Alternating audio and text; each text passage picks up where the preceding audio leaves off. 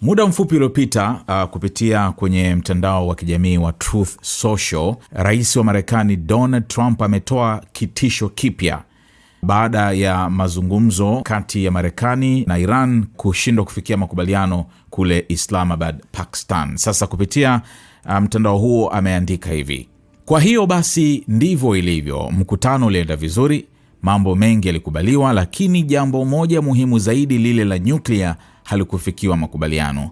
Kuanzia sasa hivi, jeshi la wanamaji la Marekani, ambalo ndilo bora zaidi duniani, litaanza mara moja mchakato wa kuweka zuio, yani blockade, kwa meli zote zinazoingia au kutoka katika mlango wa bahari wa Hormuz.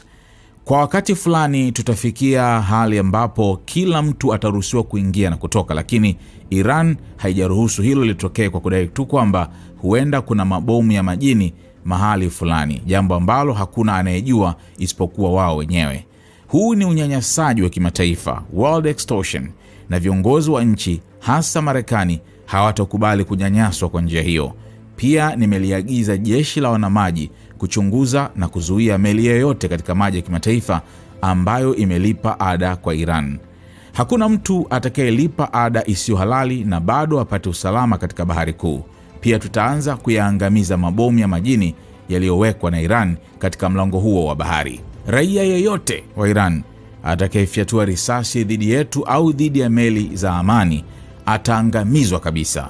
Iran inajua vizuri zaidi kuliko mtu yeyote namna ya kumaliza hali hii ambayo tayari imeiharibu nchi yao. Jeshi lao la wanamaji limeangamizwa, jeshi lao la anga limepotea, mifumo yao ya ulinzi wa anga na rada hazina maana tena. Khomeini pamoja na viongozi wao wengi wamekufa. Yote haya ni kwa sababu ya tamaa yao ya nyuklia. Zuio hili la baharini litaanza muda mfupi ujao. Mataifa mengine pia yatashiriki katika hatua hii. Iran haitoruhusiwa kufaidika na kitendo hiki kisicho halali cha unyanyasaji. Wanataka fedha na muhimu zaidi wanataka nyuklia. Aidha, wakati utakapofika, sisi tuko tayari kabisa, locked and loaded, na jeshi letu litakamilisha kuangamiza kilichobaki cha Iran.